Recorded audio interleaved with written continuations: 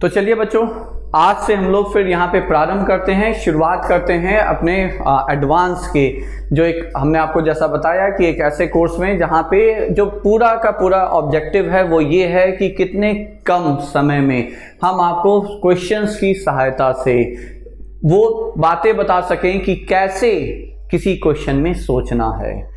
इन questions की help से एक टारगेट ये भी है बच्चों कि आपके मैक्सिमम जो कंसेप्ट्स हैं, मल्टीपल कंसेप्ट्स हैं, वो ब्रश अप हो जाएं। क्वेश्चंस को इस तरह से सेलेक्ट किया गया है, शुरुआत के क्वेश्चन से एक आध आसान है, जैसे जैसे हम लोग क्वेश्चंस आगे बढ़ेंगे क्वेश्चंस को इस तरह से सेलेक्ट करने का प्रयास किया है कि each and every question should involve multiple concepts है, जिससे कि जब उन्हें हम डिस्कस करेंगे तो बहुत सारे कंसेप्ट्स अलग अलग टॉपिक के, अलग अलग चैप्टर्स के वो ब्रश अप हो जाएंगे।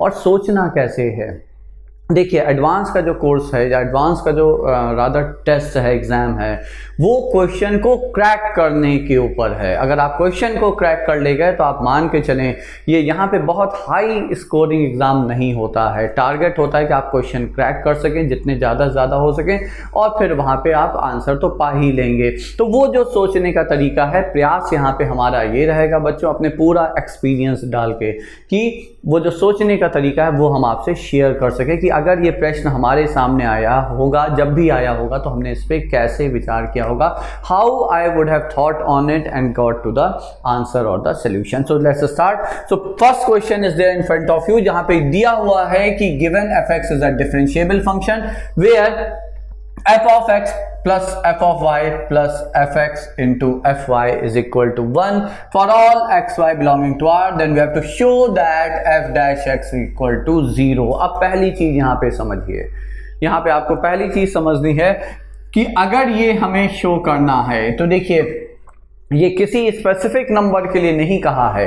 ये नहीं कहा गया कि f डैश 1 0 होना है, या ये नहीं कहा गया कि f dash of any other number 2 या a 0 होना है। f डैश ऑफ x 0 होना है। दिस इम्प्लाई, ये यहाँ से इम्प्लाई कर रहा है बच्चों that function f of x has to be a constant function। ठीक है, तो अगर इस तरह से क्वेश्चन, देखिए यहाँ पे क्वेश्चन हम आपको ऑब्जेक्टिव फॉर्म में नहीं दे रहे हैं, ठीक है, आप क्वेश्चन हम आपको इस फॉर्म में दे रहे हैं, इवैल्यूएट करना। ऑब्वियसली अगर ये क्वेश्चन आएगा तो आपके सामने होता है कि then f dash x is equal to this that whatever it is. बात समझिए, अगर f डैश एक्स के सामने 0 का ऑप्शन है या कोई नंबर भी है, तो देखिए हमारे सामने अगर क्वेश्चन आएगा तो the first thing which will strike my mind is कहीं fx कांस्टेंट तो नहीं है। अगर f डैश 2 भी पूछा गया होता और ऑप्शन में 0 होता, अगर चारों ऑप्शन में कुछ अलग अलग नंबर हैं तो एक अलग बात है, लेकिन अगर 0 ऑप्शन है the first thing which will strike my mind is कि कहीं fx कांस्टेंट तो नहीं है। सो यहाँ तो खैर f डैश x 0 ही दिया हुआ है, तो हमें पता है कि fx कांस्टेंट है। अब देखिए इस तरह के क्वेश्चन में फिर अप्रोच ये होती है कि या आप fx निकालें और उसको आप इवैल्यूएट करें पूरा fx क्या आया, फिर आप वहां से प्रूव कर दें भाई ये देखिए fx है। अब जो भी है कांस्टेंट चाहिए तो कांस्टेंट ही आएगा, या नहीं है जो भी चाहिए वो आ जाएगा। लेकिन दूसरा तरीका ये है कि सबसे पहले जब इस तरह के फंक्शनल रिलेशंस दिए होते हैं तो सबसे पहले आप जब 0 पे ध्यान देते हैं कि एक वैल्यू, कोई एक वेरिएबल, तो अगर हमने कहा यहाँ पे यदि हम y को 0 रख दें, फिर से समझा रहे हैं, कभी भी कोई फंक्शनल रिलेशन दिया हुआ है तो आपको प्रयास ये करें कि पहले x और y दोनों को 0 रख दें। लेकिन x और y दोनों को 0 रखेंगे तो आपको f ऑफ 0 की वैल्यू या एक्सप्रेशन आएगा, दैट्स 1 पॉइंट। बट यहाँ पे हम दोनों को 0 के बराबर इसलिए नहीं रख रहे बच्चों, क्योंकि आप समझें हमें f ऑफ 0 नहीं चाहिए, दैट वोंट हेल्प अस। हमें f ऑफ x चाहिए और वो भी हमें पता है कि वो कांस्टेंट चाहिए, ठीक है। तो एक को 0 करिए जिससे कि आपका एक वेरिएबल बचा रहे। फिर हम देखते हैं कि f ऑफ x के टर्म में जो एक्सप्रेशन आता है वो आता क्या है। So put y equal to 0 in the given relation. Now what does that give us? So this gives us f of x plus f of 0 plus f of x times f of 0 is equal to 1। ठीक है, now if we simplified further, तो देखिए हमें obviously हमें F of x के लिए चाहिए, तो आपने एफ ऑफ एक्स यहाँ से कॉमन ले लिया इन दो टर्म्स में से। ठीक है, यहाँ से और यहाँ से, तो ये बचा आपका 1 plus F of 0 and this is equal to F of 0 उठ के उधर चला गया, तो ये हो गया 1 minus F of 0। Now what does that mean? That means F of x is 1 minus F of 0 over 1 plus F of 0। अब आप ये बताएं कि एफ ऑफ 0 कुछ भी होगा तो होगा तो एक वैल्यू ही ना बच्चों, तो अगर वो एक वैल्यू है तो ऑब्वियसली f1 माइनस एफ 0 और अपॉन 1 प्लस एफ 0 ये एक कांस्टेंट वैल्यू है, and since F of X came out to be a constant value, hence F X is a constant function, and once we prove that F X is a constant function, it's derivative is always 0। Very small question, बहुत ही छोटा सा question था, but discuss क्यों किया उसका purpose था। Discuss ये किया कि आपको क्वेश्चन का स्टेटमेंट जो आपको चाहिए, कई बार वो आपको बताता है कि आपको सोचना कैसे है, क्या सोचना है। अब फिर से हम बता रहे हैं आपके सामने ये क्वेश्चन जैसे अगर कभी आ सकता है तो ये ऐसे नहीं आएगा, ऑब्वियसली शो दैट पे थोड़ी आएगा, आएगा F dash X is equal to, तो अगर एफ डैश एक्स में आपसे कहा गया 2x है या कोई वैल्यू 3 है या 0 है, तो जैसे ही अगर कुछ वैल्यू दिख रही है या इवन नन ऑफ दीज और 0 नहीं है, नन ऑफ दीज है, तब भी आपके दिमाग में सबसे पहले आना चाहिए, क्योंकि एट टाइम्स देखिए जो बहुत ही बेसिक से पॉइंट्स होते हैं ना, उन्हें प्रूव करना कई बार बहुत आसान होता है बच्चों। ठीक है, तो एक बार दिमाग में जरूर आना चाहिए कि कहीं एफ एक्स कॉन्स्टेंट तो नहीं है। तो फिर करने का तरीका यह है कि अगर दो वेरिएबल हैं तो आप किसी एक वेरिएबल को 0 रख लीजिए, फिर आपको एफ एक्स का एक अंदाजा पक्का मिल जाएगा। अगर यहाँ पे एफ एक्स अगर कोई वैल्यू नहीं आ पाती या एफ एक्स का कुछ एक्सप्रेशन इस प्रकार से आता है कि एफ डैश भी इन्वॉल्व, कुछ और भी इन्वॉल्व है, तो फिर हम इस मेथड को छोड़ के फिर कुछ और मेथड पे जाते हैं। फंक्शनल रिलेशंस पे 2-3 टाइप के क्वेश्चन बनते हैं, तो एक तो ये सिंपल क्वेश्चन हो गया जो आपके सामने है, आगे के क्वेश्चन में फिर आप डिफरेंशिएशन का यूज भी देखेंगे। चलिए, that was the first question, now let us move to the next question, second question पे आगे बढ़ते हैं बच्चों। So now this is our second question, जहां पे देखिए इंफॉर्मेशन बहुत सीधी सीधी गिवन है, F double dash X, second derivative of function is minus times F of X, और जो फर्स्ट डेरिवेटिव है फंक्शन एफ एक्स का एफ डैश एक्स वो जी ऑफ एक्स दिया हुआ है, और एक फंक्शन आपको एच ऑफ एक्स डिफाइन किया गया है, वो है आपका F of X whole square plus G of X whole square. ठीक है, और ये दे दिया गया कि h of -5 is equal to 2, then find the value of h of 5। ये क्वेश्चन है आपका। ठीक है, फिर से जैसे ही ये क्वेश्चन हमारे सामने आएगा बच्चों, the first thing that again from where I start thinking is कि क्योंकि h ऑफ x का आप देखिए कहीं क्या हमें कहीं fx दिया हुआ है, नहीं, क्या हमें gx पता है, तो आंसर है नहीं। ठीक है, तो दोनों ही नहीं पता है। अच्छा, उसी प्रकार से h ऑफ x जो है वो भी f और g का एक रिलेशन में दिया हुआ है, एक एक्सप्रेशन के तौर पे दिया हुआ है, तो क्या हम h ऑफ x सीधे सीधे निकाल सकते हैं? मोस्ट लाइकली नहीं। जो पहली चीज दिमाग में आती है कि मोस्ट लाइकली हम नहीं निकाल सकते विदाउट इवन ट्राइंग इट। लेकिन यहां पे एक चीज हम देख रहे हैं कि f ऑफ -5 दिया हुआ है और पूछा आपसे h ऑफ 5 गया है, फिर से वही चीज दिमाग में आएगी कि कहीं h of x constant function तो नहीं, क्योंकि अगर ये कांस्टेंट फंक्शन है तो फिर h ऑफ 5 की वैल्यू भी 2 हो जाएगी, और कहीं वो एक ऑप्शन हमें दिख गया तो ये जो विश्वास है ये और प्रबल हो जाता है। ठीक है, तो अब now move like going ahead with my instinct here, जो चीज है लाइक आई टोल्ड यू कि सोचने का तरीका क्या है ना, जिस तरह से दिमाग में चीजें आ रही हैं तो वही उसी प्रकार से हम आपको उससे डिस्कस कर रहे हैं। तो सोचने का तरीका यही है कि भाई पहले तो देखते कहीं ये कांस्टेंट तो नहीं, अगर कांस्टेंट चेक करना है तो आप करेंगे क्या बच्चों, कांस्टेंट फंक्शन है या नहीं है, तो तरीका ये h डैश x निकालते हैं और चेक करते हैं कि कहीं h डैश x 0 अगर आ गया तो फिर तो काम ही हो गया।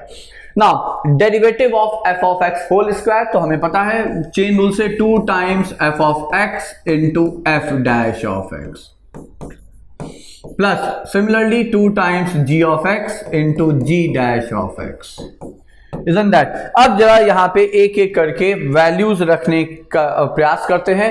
f डैश ऑफ x की जगह हम लिख सकते हैं यहाँ पे g ऑफ x। ठीक है, तो ये हो गया आपका 2 टाइम्स f ऑफ x और f डैश की जगह गिवन रिलेशन से g of x plus 2 times G of X into, अब देखिए क्या हमें यहाँ पे जी डैश एक्स दिया है, नहीं दिया है, लेकिन जी डैश एक्स हम यहाँ से निकाल सकते हैं। If I differentiate this one both the side, what will you get? G dash x will be equal to f double dash x, but f double dash x कितना है, तो ये है माइनस f of x, ठीक है। तो इसका मतलब G dash x can be replaced by minus f of x and see we are done.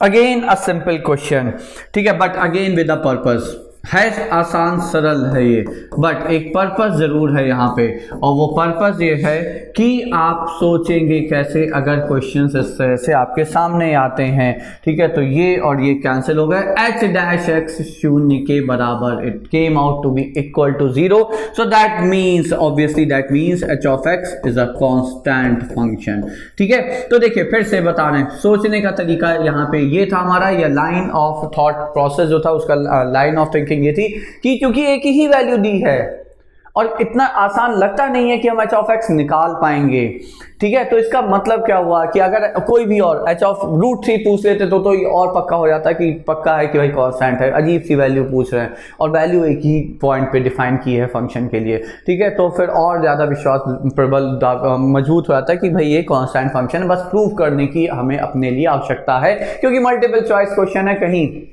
Over confident होकर बिना सॉल्व किए मार्क कर दिया आंसर, गलत हो गया तो निगेटिव हो जाएगा, ठीक है। तो ऑब्वियसली निगेटिव तो नहीं चाहिए, तो प्रूव तो करना ही होगा, but this is how we start thinking, ठीक है। So that was second question, now let's move to the third question quickly. So now this is our third question here.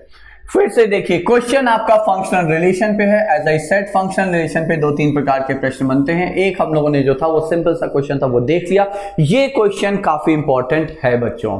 दो तरह से इसको सोचने का तरीका हम बताएंगे, एक तो जो पढ़ते ही क्वेश्चन दिमाग में आया और वहां से जो जो कहेंगे कि फंक्शन दिमाग में आया, जो आइडेंटिटी याद आई वो पहले बताएंगे, फिर बताएंगे इसे एक्चुअली करने का तरीका क्या होता है, ठीक है। तो ये दिया हुआ f of x plus f of y is equal to f of x plus y upon 1 minus xy for all xy belonging to real number r।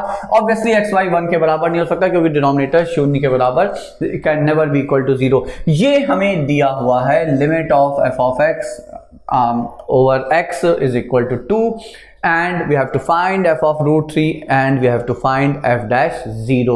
ये दो चीजें हमें यहाँ पे चाहिए, ठीक है। एक चीज और जो क्वेश्चन में पक्का दी हुई होगी वो होगी fx is a differentiable function, ठीक है। ये जरूर दिया होगा क्योंकि यही सबसे बड़ा हिंट होता है उस इस क्वेश्चन की अप्रोच का, और ये जब तक नहीं दिया होगा I don't think we can use that concept directly, ठीक है। तो एक बात हो गई। हाँ, दूसरी चीज ये है कि हो सकता है यहाँ से भी हमें कुछ एक इम्पॉर्टेंट जानकारी या इंफॉर्मेशन मिले, that we will see later, but the first thing while reading this question that struck my mind is the relation here। इस relation को आप बहुत ध्यान से देखें, और इसको देखा तो क्या ख्याल आया, कुछ ख्याल आया कि नहीं आया?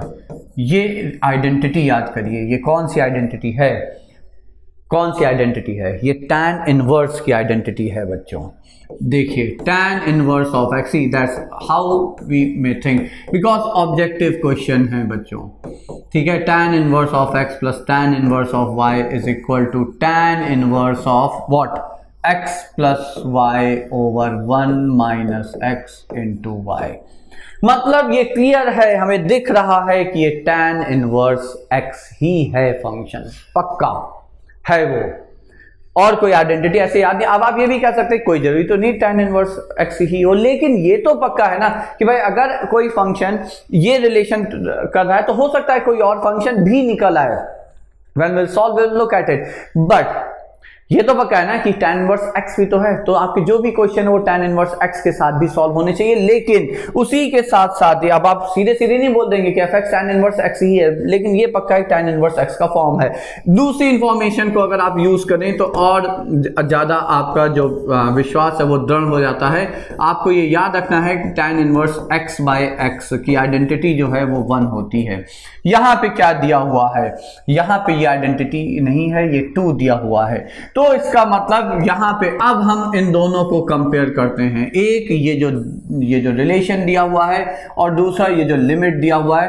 अब हम ये कहते हैं कि आपका जो f ऑफ x है 2 tan इनवर्स x है। Now that will satisfy both the side। आपका ये भी रिलेशन सेटिस्फाई होगा क्योंकि 2 tan inverse x plus 2 tan inverse y is equal to 2 times tan inverse of 2 2 2 cancel, ये डन। और उसी के साथ साथ जब 2 tan inverse x by x करेंगे तो आपकी जो लिमिट है वो 2 आ जाएगी। सो अब for me this is the function. Answer आपको √3। अच्छा एक चीज और भी है, ये जस्टिफाई भी कर रहा है, ऑफ √3 पूछा है तो tan इनवर्स ऑफ √3 समझिए तो वैल्यू होती है एक अच्छी सी, क्या होती है π/3, तो 2π/3 टाइप। फिर आप इसका डेरिवेटिव डिफरेंशिएट करके, आपको पता है tan इनवर्स x का derivative 1/1 plus x square, x के 0 रख देंगे, वो भी आंसर आ जाएगा, तो वो 2 हो जाएगा। ठीक है, so that's the one thing. और इस तरह के क्वेश्चन में फंक्शनल रिलेशन है, बहुत बार ऐसा हो सकता है कि क्वेश्चन खुद आपको जो फंक्शनल रिलेशन है वो खुद चिल्ला कर आपको बताए कि भैया ये फंक्शन है, आप देखो ध्यान से। लॉग के लिए आपको और भी एक आध हिंट देते हैं जल्दी से। मान लीजिए आपसे कहा जाए f of x y is equal to f of x plus f of y। अब आप जैसे ही ये देखें तुरंत आपके दिमाग में लॉग फंक्शन आना चाहिए। लॉग की प्रॉपर्टी है log of x into y is equal to log x plus log y। ठीक है, या y से वर्सा आपसे कहा जाए fx plus f of y is equal to may be और fx into f of y rather. तो अगर यहाँ पे हम यहाँ पे कहें f of x into f of y, so just a minute, so f of x into f of y is equal to F of x plus y. अब ये बताइए किसकी प्रॉपर्टी है? ये प्रॉपर्टी एक्सपोनेंशियल की है। क्यों? e की raise to power x into e raise to the power y is equal to e raise to the power x plus y। ये एक्सपोनेंशियल की प्रॉपर्टी है।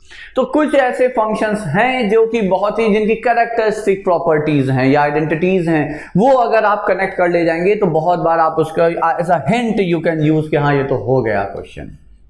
बात समझ में आ गई? तो ये एक इंपॉर्टेंट एस्पेक्ट है, ये ध्यान रखना है। So this is one approach of thinking such type of question, but definitely हर बार आपको ऐसा नहीं मिलेगा कि आपको ये कुछ आइडेंटिटी ही दिख जाए और आप फंक्शन ऐसे गेस कर लें।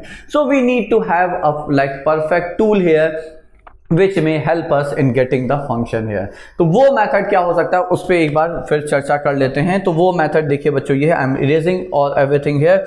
ठीक है, तो अब इरेज करके फिर से शुरू करते हैं और यहाँ पे फिर से हम मान रहे हैं कि ये गिवन है कि fx is a differentiable function. ठीक है, और फिर से हम वही बात बोलेंगे कि हो सकता है कि आपका जो लिमिट दी हुई है वो अपने आप में ये बात स्टेटमेंट जस्टिफाई कर रहा हो, but I am assuming it है। ठीक है, अब अगर फंक्शनल रिलेशन आया है, पहला पॉइंट, उसके साथ साथ अगर ये स्टेटमेंट है तो फिर आप समझ लीजिए कि you will have to apply the first principle of differentiation. ये हम यहां पे लिख रहे हैं, आप फिर से हम समझा रहे हैं। अगर एक फंक्शनल रिलेशन का क्वेश्चन है, उसके साथ साथ अगर स्टेटमेंट में आपको दे दिया जाए कि function f of x is differentiable और अगर कहीं f'(0) की वैल्यू दे दी जाए, ठीक है, तो आप ये याद रखिएगा, we need to apply the first principle of differentiation. ठीक है, तो हमें फर्स्ट प्रिंसिपल ऑफ डिफरेंशिएशन की आवश्यकता पड़ने वाली है। ठीक है, तो ये आप नहीं भूलेंगे, क्वेश्चन की शुरुआत वहीं से होगी। तो सबसे पहले हम जब फर्स्ट प्रिंसिपल ऑफ डिफरेंशिएशन का स्टेटमेंट लिख लेते हैं, हमें याद है कि f'(x) first principle of differentiation क्या होता है? Limit of f of x plus h minus f of x over h as h approaches 0। ये है फर्स्ट प्रिंसिपल ऑफ डिफरेंशिएशन। फिर से कह रहे हैं फंक्शनल रिलेशन के साथ ये स्टेटमेंट और उसके साथ साथ f'(0) की प्रेजेंस आपको 100% कंफर्म कर देना चाहिए कि हमें इसकी आवश्यकता पड़ने वाली है। लेकिन before I will be using it for if I am solving this question, so personally first thing which I do is to get f of 0। ये हम जरूर यहाँ पे निकालते हैं, इसका तो पूरा प्रयास करते हैं कि f of 0 आ जाए, बट ऐसा नहीं है कि इसके बिना क्वेश्चन नहीं होगा, लेकिन मोस्ट ऑफ द टाइम्स आप इसके बिना क्वेश्चन आगे अप्रोच नहीं कर पाओगे, तो पहले ही निकाल लेते हैं। f of 0 निकालने के लिए क्या करना है? तो for that I suggest put x is equal to y equal to 0। See that's what I say, functional relation है और हमें पता है फर्स्ट प्रिंसिपल यूज करना है, तो हमें ये चाहिए ही होगा, हमें ये चाहिए होगा, भले ही हो सकता है बाद में ये इसकी आवश्यकता ना पड़े, लेकिन हम सबसे पहले यही निकाल के आगे बढ़ेंगे। उसके लिए एक्स और वाई दोनों को 0 रख दिया, तो देखिए क्या आया यहाँ पे, ये आ गया 2 times f of 0 is equal to, now this is what, so this is our f of x plus y over 1 minus xy, so this is nothing but f of 0. Now what does that mean? That simply means f of 0 is 0. ये आ गया आपका value जो कि हमें चाहिए, ठीक है। Most of the times I always start my question with this information कि ये हमने निकाल लिया, हो सकता है इसकी आवश्यकता ना पड़े, हम बार बार कह रहे हैं, लेकिन यहाँ पे है, दिख गया हमें, यहाँ पे है, क्यों है अब आप समझिए। Limit as I was saying कि ये जो है ये अपने आप में एक इंफॉर्मेशन हो सकती है, और वो है ये इंफॉर्मेशन, isn't that? लिख सकते हैं कि नहीं लिख सकते भाई, f of 0 is 0, हमने लिखा f of x minus f of 0 upon x. Now what is it? This is nothing but f dash 0, और हमने यही कहा आपसे f dash 0 की इंफॉर्मेशन है, ये हो सकती है और ये 2 है। This is given to us now, so f dash 0 is 2 here, ये हमें यहाँ पे इस लिमिट से दिया हुआ है, तो ये एक चीज हो गई। तो फिर से हमने कहा अगर f dash 0 कई बार डायरेक्ट दिया होता है तो पक्का है कि आपको फर्स्ट प्रिंसिपल यूज करना है, बट ये लिमिट भी दी हुई है तो भी हमें वही चीज बता रही है कि फर्स्ट प्रिंसिपल यूज करना है, ठीक है। लिमिट ना दिया हो, डिफरेंशिएबल फंक्शन ना अगर दिया हो और फंक्शन रिलेशन हो, तो फिर आप मान लीजिए कि आप फर्स्ट प्रिंसिपल का प्रयोग नहीं करेंगे। फिर जो पहला क्वेश्चन, छोटा सा क्वेश्चन डिस्कस किया था, उसका पर्पस ही यही था कि दोनों चीजें दिमाग में रहें, दोनों केस दिमाग में रहें कि कैसे कैसे क्वेश्चन में सोचा जा सकता है। अब आगे बढ़ते हैं। Now see we have to start with this one, ठीक है। अब आप ये सोचिए कि कहां पे हम इसका प्रयोग कर सकते हैं, जो गिवन रिलेशन है हमें सामने, ये है अपना numerator. Now how can we replace f of x plus h by anything here? Answer is no. यहाँ कहीं भी x के अंदर, फंक्शन के अंदर x plus y टाइप का टर्म, सिर्फ x plus y टाइप का टर्म नहीं दिख रहा, नहीं कर सकते। हमें जो रिलेशन दिया है वो f of p plus f of q दिया है, और जो कि हम यहाँ पे देख तो रहे हैं कि f of p, लेकिन ये बीच में जो साइन है ये समस्या है, माइनस साइन है, मतलब ये हुआ till we get rid of minus sign we can't further move ahead very simply. तो फिर से एक आइडिया आता है कि चेक करें कहीं ये फंक्शन ऑड फंक्शन की तरफ तो नहीं जा रहा है, मतलब हो सकता है कि भाई माइनस एफ ऑफ एक्स को हम एफ ऑफ माइनस एक्स लिख सकें। फिर से वही चीज, अब वो कैसे चेक करेंगे, तो देखिए एफ ऑफ एक्स को अगर हमें एफ ऑफ माइनस एक्स से कंपेयर करना है, तो फिर अब हम कहेंगे कि put substitute y by minus x in the given relation. Now why so? The reason is simple.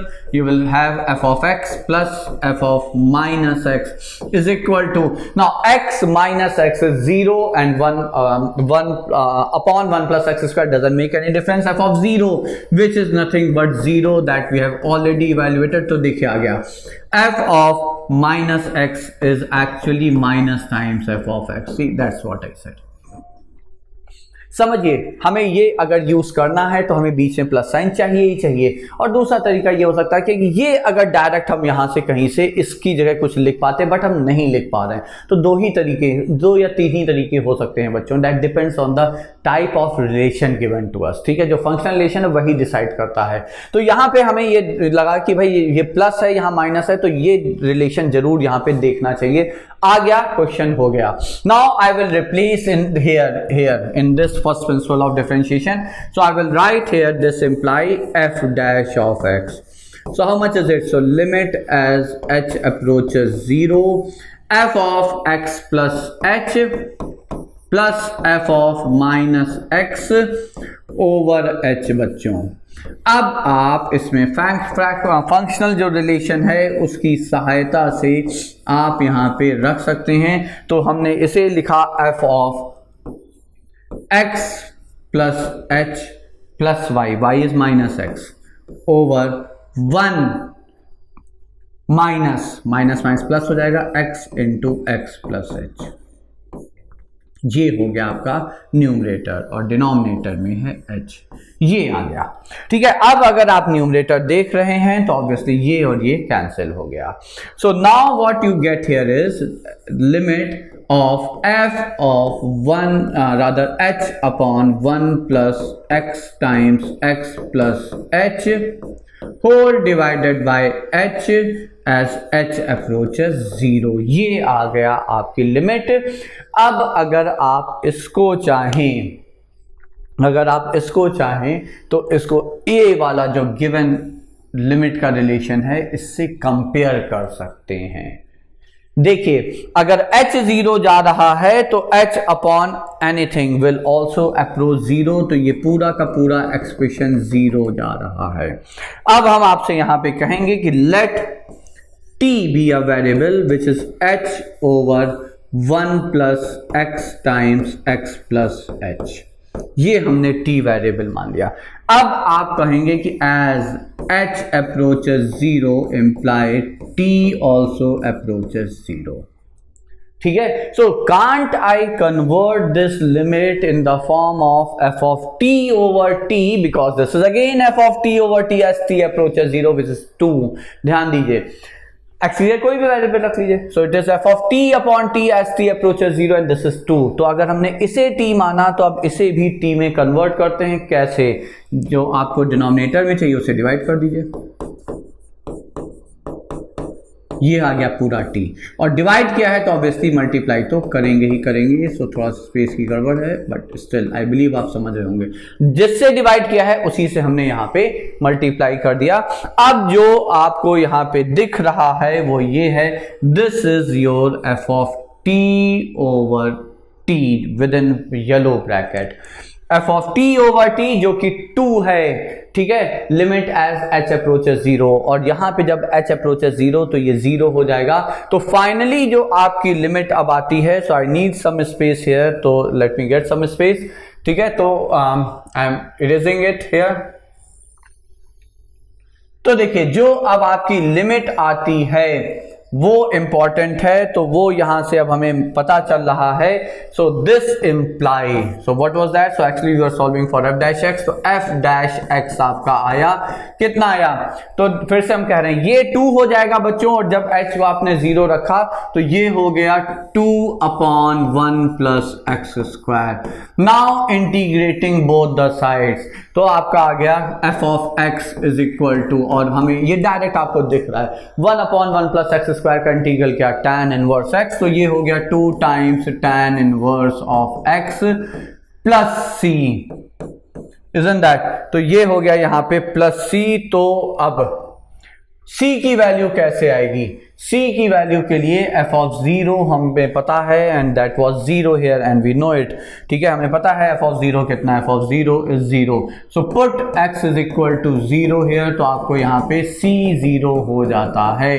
तो फिर आपका फंक्शन आ गया, and once you have your function you can solve, you can get any question, that is answer of any question which is being asked in the statement. कुछ भी पूछा जाए आप कर सकते हैं।